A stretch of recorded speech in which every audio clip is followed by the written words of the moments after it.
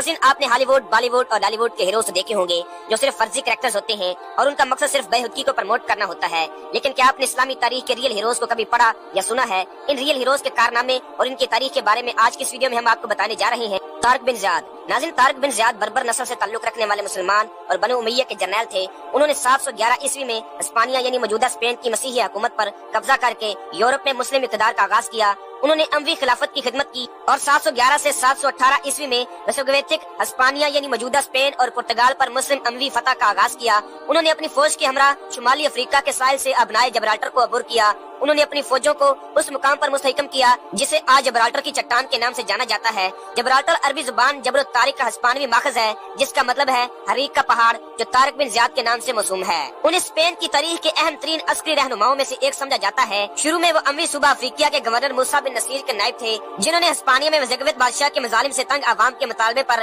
तारिक को हिस्पानिया पर चढ़ाई का हुक्म दिया। 30 अप्रैल 711 ईस्वी को तारिक की अफवाह जबराल्टर पर उतरी। वाज़ेह रहे कि जबराल्टर उस इलाके के अरबी नाम जबल तारिक की बिगड़ी हुई शक्ल है। स्पेन की सरजमीन पर उतरने के बाद तारिक ने तमाम कश्तियों को जला देने का हुक्म दिया ताकि फौज फरार के बारे में सोच भी न सके। हारून रशीद। नाज़रीन, हारून रशीद 5वें और मशहूर तीन अब्बासी खलीफा थे। आप रे शहर में पैदा हुए और 786 ईस्वी से 24 मार्च 809 ईस्वी तक मसनद खिलाफत पर फाइज रहे। जब आपके भाई मूसा अल हादी का इंतकाल 170 हिजरी में हुआ और उस वक्त उनकी उम्र 22 साल थी और आपको जुमा की रात को खलीफा बनाया गया। 165 हिजरी में रशीद ने अपनी कजन ज़ुबैदा बिनते जाफर से शादी की। उनका दौर साइंसी, सकाफती और मजहबी रवादारी का दौर कहलाता है। उन्होंने बगदाद में लाइब्रेरियां, बैतुल हिकमत की बुनियाद रखी और अपने दौरे हुकूमत में बगदाद को इल्म, सकाफत और तजारत का मरकज के तौर पर परवान चढ़ाया। उनका दरबार इतना शानदार था कि मरूफ किताब अलिफ लैला शायद उन्हीं के दरबार से मुतासिर होकर लिखी गई है। हारून रशीद जब जवान हुए तो उनके वालिद ने उन्हें फौज में सिपहसालार मुकर्रर किया और उस वक्त हारून की उम्र 15 साल से ज्यादा न थी। और जब मेहदी ने 163 हिजरी में एक लश्कर रोमियों की सरजमीन की सरकोबी के लिए लश्कर भेजा तो उसमें हारून रशीद भी शामिल थे और उस लश्कर ने आजरबाईजान और आर्मीनिया के ममालिक पर कब्जा कर लिया। हारून जब इस जंग से बगदाद वापस आया तो मेहदी ने अपने बेटे की फतह की खुशी में उसका नाम रशीद रखा और उसने अपने बड़े भाई मूसा अल हादी के बाद उससे वली अहद के तौर पर बैत की। चुनाचे हारून रशीद दूसरे वली अहद बन गए। नाज़रीन, हारून रशीद तीसरे अब्बासी खलीफा मेहदी के साहबजादे थे, जिन्होंने 775 ईस्वी से 785 ईस्वी तक खिलाफत की। हारून उस वक्त खलीफा बने जब वो उम्र के 22वें साल के अवाइल में थे। जिस दिन उन्होंने मसनद खिलाफत संभाली उसी दिन उनकी अहलिया ने मामून रशीद को जन्म दिया। हारून रशीद के दौर में अब्बासी खिलाफत का दारुल हुकूमत बगदाद अपने अरूज पर पहुंच गया। हारून एक आदिल बादशाह था जो रातों को भेस बदल कर दारुल हुकूमत की गलियों में चक्कर लगाकर अवाम के मसाइल मालूम करता था। महमूद गजनवी। नाज़रीन, महमूद गजनवी सल्तनत गजनविया का पहला आजाद हुक्मरान था।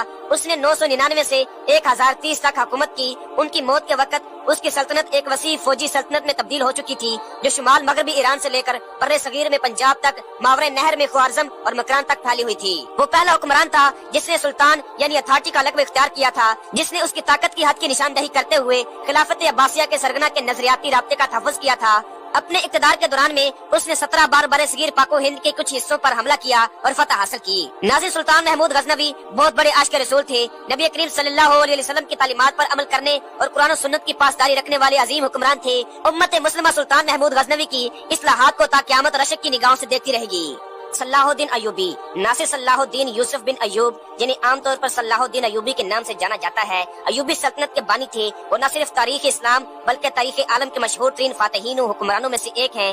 वो 1138 में मौजूदा इराक के शहर तकरियत में पैदा हुए। उनकी ज़ेरे क़यादत अय्यूबी सल्तनत ने मिस्र, शाम, यमन, इराक, हिजाज और दियार बकर पर हुकूमत की। सलाहुद्दीन अय्यूबी को बहादुरी, फ्याजी, हुस्न खलक, सखावत और बुर्दबारी के बाइस न सिर्फ मुसलमान बल्कि मसीही भी इज्जत की निगाह से देखते हैं। सलाहुद्दीन अय्यूबी अपने कारनामों में नूरुद्दीन जंगी पर भी बाजी ले गए। उनमें जिहाद का जज्बा कूट कूट कर भरा हुआ था और बैतुल मुकद्दस की फतह उनकी सबसे बड़ी ख्वाहिश थी। सलाहुद्दीन अय्यूबी को फाते बैतुल मुकद्दस भी कहा जाता है, जिन्होंने 1187 ईस्वी में यूरोप की मुतहिदा अफवाज को इबरतनाक शिकस्त देकर बैतुल मुकद्दस उनसे आजाद करवा लिया था। सलाहुद्दीन का गैर मुस्लिमों से सलूक ऐन इस्लामी तालीमात के मुताबिक था और ये इस बात का सबूत है कि इस्लामी हुकूमत में गैर मुस्लिमों के हकूक भी उसी तरह महफूज हुए हैं जिस तरह मुसलमानों के। नूरुद्दीन की तरह सलाहुद्दीन की जिंदगी भी बड़ी सादा थी। रेशमी कपड़े कभी इस्तेमाल नहीं किए और रहने के लिए महल की जगह मामूली सा मकान होता था। सुल्तान एक सच्चे और पक्के मुसलमान थे। 599 हिजरी में सलाहुद्दीन इंतकाल कर गए। उन्हें शाम के मौजूदा दारुल हुकूमत दमिश्क की मस्जिद उमैया के निवाह में सुपुर्द खाक किया गया।